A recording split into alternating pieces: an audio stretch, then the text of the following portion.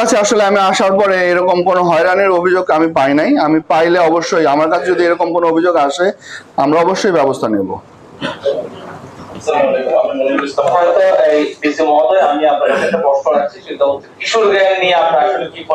আরেকটা বিষয় আপনি আরেকটা বিষয় প্রশ্ন করেছিলেন, আমি একটা সেকেন্ড। আমরা রাউজান নিয়ে আমরা জানি যে 5ই আগস্টের পর থেকে আমাদের আসলে অনেকগুলো এখানে কিলিং হয়েছে। আমরা আমাদের যেভাবে জঙ্গল সলিমপুরে যেভাবে অপারেশন হয়েছে আমরা সেরকম সেই পরিসরে না হলেও বেশ ভালো একটা অপারেশন আমরা সেভাবে কাজ করছি। আমরা হয়তো আপনাদেরকে দেখাতে পারবো হয়তো সামনে একটা এই ধরনের একটা অপারেশন হবে।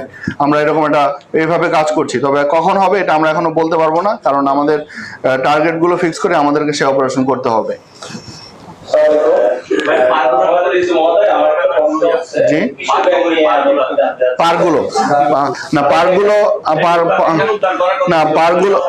এখানে উদ্যান যেটা আমাদের জিয়া স্মৃতি জাদুঘরের সামনে সেটি নিয়েও আমরা মন্ত্রণালয়ের সাথে কথা বলেছি।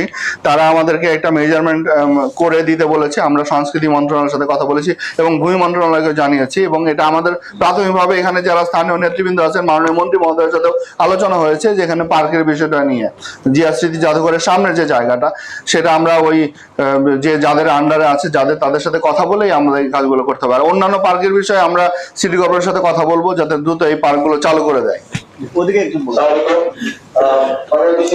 চট্টগ্রামের মহানগর উপজেলার পশ্চিমে সাতকানিয়া উপজেলার কৃষি ইউনিয়নের পশ্চিমে বিস্তীর্ণ এলাকা জুড়ে বাঁশখালী উপজেলার পূর্ব দিকে বিস্তীর্ণ এলাকা জুড়ে কিছু পাহাড় রয়েছে, পাহাড়ি অঞ্চল।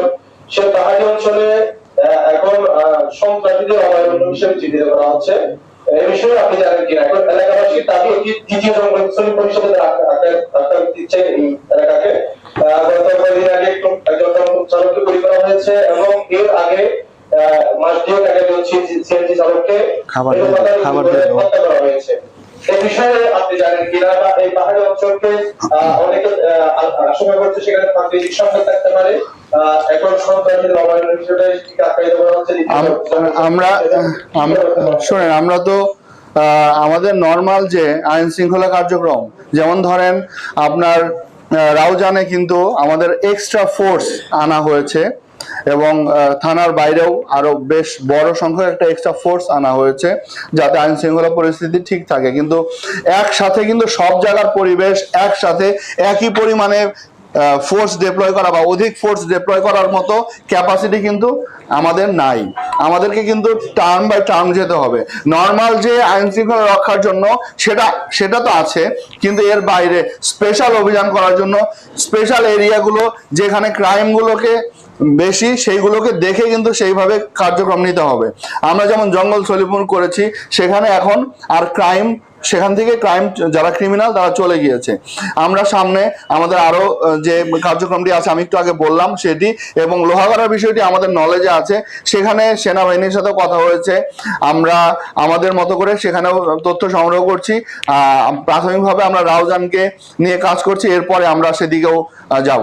আর একটা বিষয় স্পষ্ট বলে রাখি, এই রাষ্ট্রের ভিতরে রাষ্ট্র সন্ত্রাসীদের দখলে থাকবে এইগুলো থাকবে না।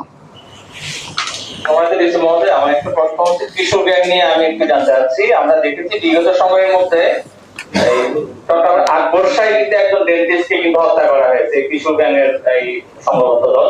এই বিষয়টা নিয়ে যদি আপনারা যদি আজকেও আমি সিএমপি কমিশনার মহোদয়ের সাথে আমি আসার আগে লাস্ট ফোন কলটা আমি কিশোর গ্যাং